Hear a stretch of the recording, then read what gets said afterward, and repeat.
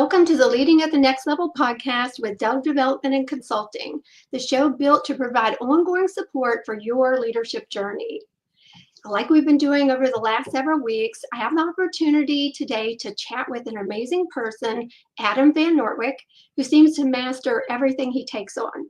I look forward to Adam sharing about his business, Valley Physical Therapy and Sports Performance, located in Harrisonburg, Virginia, along with anything else that he'd like to share. Adam and Valley Physical Therapy and Sports Performance are also small business partners of our upcoming 2025 Leadership Legacy Experience happening on June 13th at Atlantic Union Bank Center in Harrisonburg. So Adam, thank you for being a partner on that and welcome today. Thank you. Thanks for the introduction. Oh, absolutely. We appreciate you being here. Now, as we get going, I look forward to learning, and our listeners hearing anything that you want to share, and especially learning about some specific purpose that you have, and we'll get into those, more about your business. But to start off, we'd love to learn more about you and your professional background and any experience in your industry that you'd like to give us an overview about. Okay, absolutely. So I actually started my career as an athletic trainer. I graduated from Appalachian State in 2007. And for those of you who don't know what an athletic trainer is, we're those guys that run out onto the field when someone gets hurt and is laying on the ground.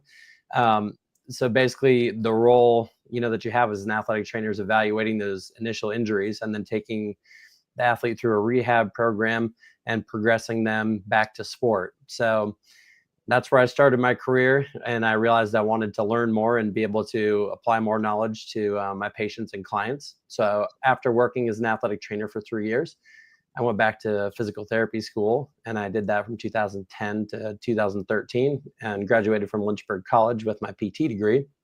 And I've been working in the Valley since graduation. My experience and training, just because of that athletic training background, is more based on like sports rehabilitation and then looking at the body from like a whole body perspective, not just focusing in on one joint or one specific body part. I've had some training in hands-on techniques that work to reduce pain and restore mobility. And basically, I'm trained in teaching patients how to independently manage their condition. We don't want them to be reliant on us after they're done with us. Yes, we're here as a resource, but we like you to be able to manage your condition on your own and understand what's going on with your body. And just in general, I've had experience doing that for the past 11 years. 11 years. Wow. And I love what you explained there. That's empowering your patients for their own success moving forward. Wow, that's incredible. What was your clear purpose for accepting role with leadership responsibility? Because Wes and I have seen you in a leadership role for a number of years, and now you've taken that another step and started your own business. So entrepreneur, business owner, there's other things that you're involved in. I see your blogs and you run, and I don't know a lot about that, but I love watching it and just the success you create. But you must have a clear purpose in accepting leadership in any of those areas. Yeah, absolutely. With basically how I've worked for the past 11 years, I came to understand that basically I wanted to be in charge of treating patients the way that I wanted them to be treated. It seemed a lot of time that we were pressed to see more patients in a day than I felt like we had time to see, and I wasn't able to give them the level of treatment that I felt that they deserved. So my clear purpose for accepting a role in leadership was I get to make the rules, I get to decide how many people I see, and I get to decide how they're treated. And I really felt that that was the biggest thing that kind of drove me.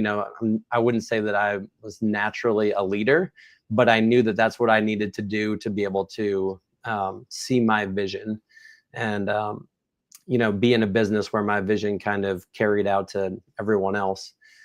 I didn't want to be basically beholden to others' rules and values, which happens when you're not in leadership sometimes.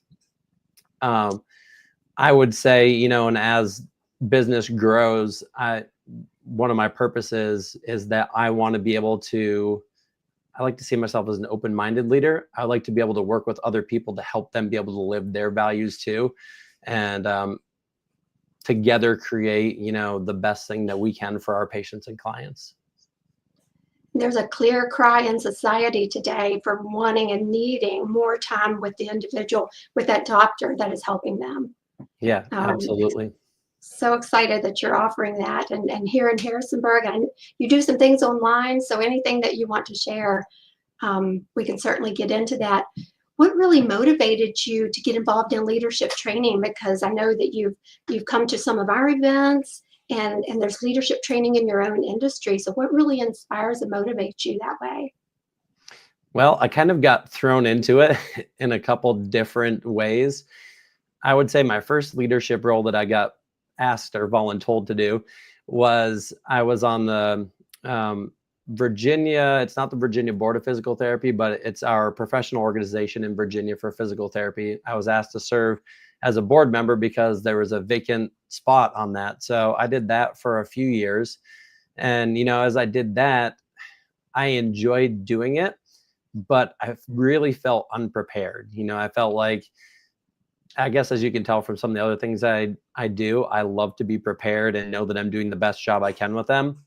And I felt unprepared in doing that. So then when I was asked to be in a leadership role in the previous practice that I was part of, I knew that I had to work harder to understand how to be a good leader to serve my people well. I kind of like equated to my running. As a runner, I don't like not train and then go run a marathon and expect it to go well. I spend a lot of time preparing and making sure that I've done everything I can to know that I'm going to do the best job I possibly can. And so early on, thankfully, with my leadership role with Appalachian Physical Therapy, we got the opportunity to work with you and Wes and Dub Development, and we started learning the John Maxwell principles. We learned the Maxwell speaking method. And I, at the time, learned, yes, that could help me be a better leader. But I also was really motivated by just seeing how that could make me a better person in general. And so I've realized that, if I want to be the best for my clients, that leadership training is not only going to help, my employees and my business, but it's also going to help my clients too. So. We're certainly thrilled to have you be involved in anything that we offer. And speaking of that, you've been willing to partner with us more than just this year. So you were willing to partner with us for several years with the Live to Lead Harrisonburg event, which is now grown into the Leadership Legacy event. But why would you be willing to partner with Dub Development and Consulting? That's a great question. It's got a very easy answer. I learn a ton every year. I can't tell you how many notes I come home with and then have to obviously go back and read and start to implement. But the cool thing is you can do just that. Like I come away with ideas that can immediately be put to use. Like the following week, you can put a lot of these things into practice. And, I find that the experience for me, it's been a valuable experience that I don't know where else I could get an experience like that. And especially this close to home. We are very lucky to have these things in the Valley, that you and Wes have brought these things to the Valley. Not just Live to Lead, but I think this event that's coming up is going to be, there's nothing like it. So we are extremely lucky to have you guys here putting that on. And that really serves our community in a way that I think a lot of people don't understand. I know that, going to Live to Lead, when I come back to the clinic with these ideas, it helps me be a better boss. It helps me serve my patients better. And it helps me know what direction to take my business in to be able to do that. So I just, in general, I strongly believe that what you and Wes are doing for our community to develop leaders is huge. And I hope that more people take advantage of that in the future. Most people have to travel who knows how long to events like this, and we have a huge one right here in Harrisonburg. It's incredible. Thank you for that. That's part of our purpose. So it does us good to hear that it's working for individuals. And we really respect the way you go back to work and even in your personal life and you apply it. Because too often folks come away and, they're busy. They have a lot of things going on. But if you don't intentionally apply it like you're doing, then you spend a day learning but not growing. Yep. I love the John Maxwell, knowledge isn't power. Knowledge and action is power. Yes. Yep. Yeah, that's power. Powerful to hear that. Yep. So switching gears just a little bit, because we want the community and the Shenandoah Valley to know more about you and your organization, what would you like the area to know about your company now that You've started, I believe it's been over a year, but correct me there, give us whatever you want, and just share things that you want them to know that they may not know. Yeah, I won't quite be a year yet, so Okay. still young, but our company was founded on the idea that there's a better way to serve clients. I felt that we could dedicate our most valuable resource, which is our time, to our patients. And like you said earlier, that's not happening enough in healthcare. A lot of times, you get 5-10 minutes in front of someone and then they send you on to someone else, or they write you a prescription, something like that. And I knew that we are not going to be making accurate diagnoses. Patients aren't going to be getting the treatment that they need unless we can give them that time resource. So I knew that that was the number one thing when I was, writing down my core values and things for my business. And my mission statement was that there's a better way to serve clients. How do we do that? And so we realized that giving them time was the best way to do that. So that allows me to place them first. That was one of the other core values: patients come first. We don't let insurance or payers dictate how much time I spend with them, what I'm allowed to do with them. We have a practice act for that. The licensing body of physical therapy tells me what I can and can't do. I shouldn't be beholden to, we're not going to pay you to do this treatment, even though you feel like it's helpful, that type of thing. So that was one of the other ways when we were, working on founding Valley Physical Therapy. It's like, we want to be able to give basically the treatments that we feel like the patient needs without anyone placing restrictions on them. Let the treatments speak for themselves.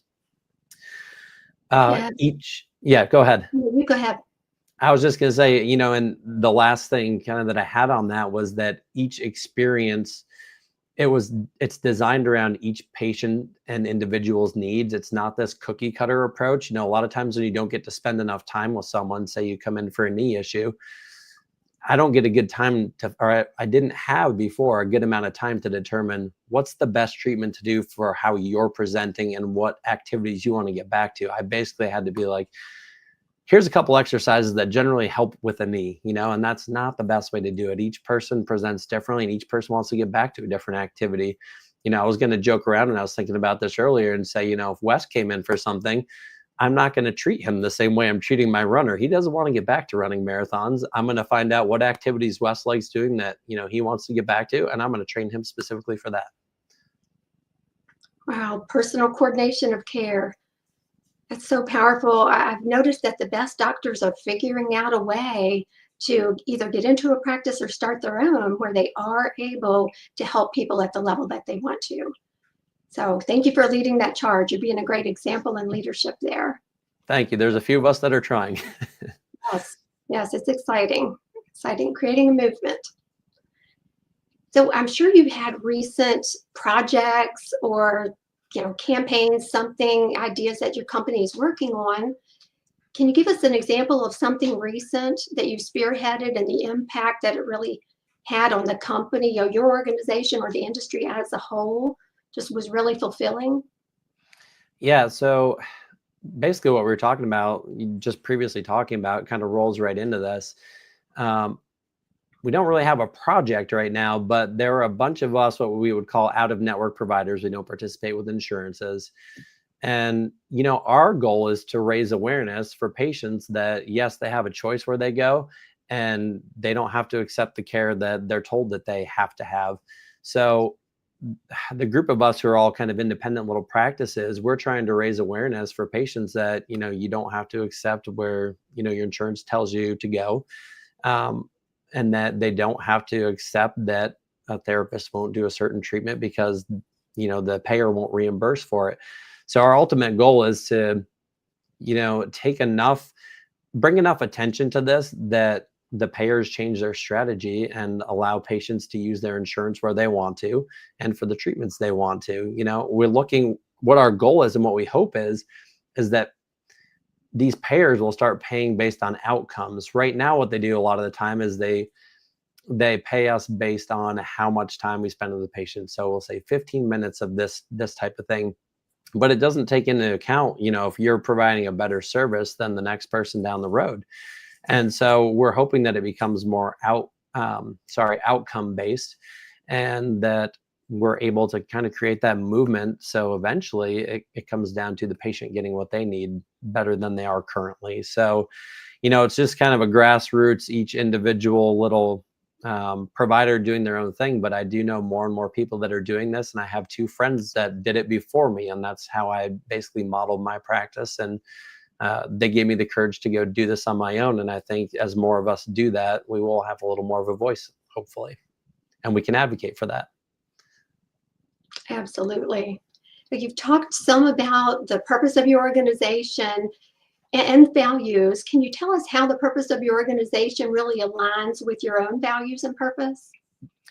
Yeah, I mean, in general, like I talked about a little bit earlier, my purpose is to provide the highest quality care to patients, and like I was talking about with time, I think one of the most valuable things you can do for anyone in general is to give them your full attention and time, right? So basically the purpose of my organization, how it aligns with, my values, is that it allows me to kind of be true to me and give people that amount of time that I can listen to them and give them the attention they need without distractions, thinking about I have another patient somewhere else, or I'm taking a phone call, those types of things. So in general, I think for me, that's the biggest purpose, and those are some of my biggest core values that's the way I guess it allows those 2 things to align, is the best way to say it. Yes. So we're going to switch gears just a little bit, and it's the last question I'll have for you, but you add anything that you'd like. The young individuals of today, so our aspiring young professionals, they are the leaders. Not only now they're starting to lead, but they're going to be leading the world, years from now, and be the leaders that our grandchildren have, the leaders of the future. So what would you say to these young professionals looking to advance in their careers and become successful leaders? Yeah, I would say for me, the biggest thing, and I don't remember who said this, but find good mentors. And a great way to do that is think about leaders that you worked for in the past and you really admired, and think about the qualities that they had and seek them out. Ask them how they got to the level they're at. How did they learn to be such a good leader, to be such a good boss? And don't just pick one person. Get a variety of opinions. Find a couple people that you really enjoyed having as a boss, and that you learned a lot from while you're in a certain role. That's what I do, and I have a couple that come to mind immediately. I don't remember where I heard that, but immediately like 5 names came to mind. Maybe we heard that at Live to Lead this year. I would say the other thing that has really helped me is I ask people what leadership books they've read and how they've been helpful for them. And I seek out those books and I read them. And same thing, I read a variety of books. I love John Maxwell's stuff, since you all have introduced me to it. I mean, I've read books on like military leadership, all kinds of different opinions. And there's a lot of neat kind of interweaving threads between those, even if it is a different style of leadership. So I would just say, seek out different types of resources, read, learn from someone, get a mentor, someone you can bounce ideas off of is huge. If you end up in a situation or position where you don't know what to do, it's great to have someone who's already been through something similar. Wow, Adam, our listeners really need to learn more about you and how to find you. Where could they find you, online or whatever you want to share, and learn more about Valley Physical Therapy and Sports Performance? Okay, we're at valleyptandsport.com for our website. We are also on Instagram, and I'm trying to think of the other. We don't have a podcast or anything for Valley Physical Therapy, but for my online business that I really didn't get into as much, I treat running injuries online, and we have a podcast where I bring on people who are either runners or people who have experience with injury prevention, those types of things. That's called the Runner's Doc. There, you can get that on Apple Podcast, and we also have website for that. It's the runnersdocpt.com, and there's a blog on there, and that we also are on Instagram for the Runner's Doc. So a bunch of different places. Thank you for that, Adam. This has been an amazing time with you here. We appreciate you. We want you to get tremendous value being a partner with us in the Leadership Legacy event. In closing, for anyone listening to this, we are offering complimentary access to a resource that Wes and I created. There are over 100 leadership lessons on this platform. They're developed and delivered by Wes and I. If you'd like to try it out or need continuing education credits, whatever the reason would be, shoot us an email at admin@dove-development.net. We'll be happy to hook you up with a complimentary 45-day access at no cost. So thank you again, Adam, for joining us. And to everyone listening, enjoy the rest of your day and God bless. Thank you, Cindy. Thank you.